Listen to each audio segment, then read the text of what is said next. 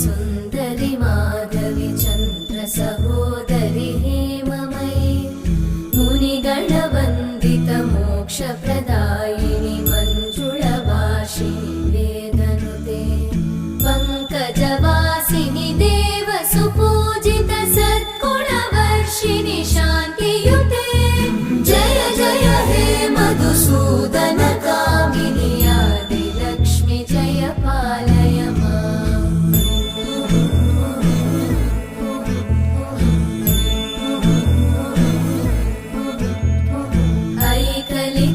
ऐकलिकल्मषनाशिनि कामिनि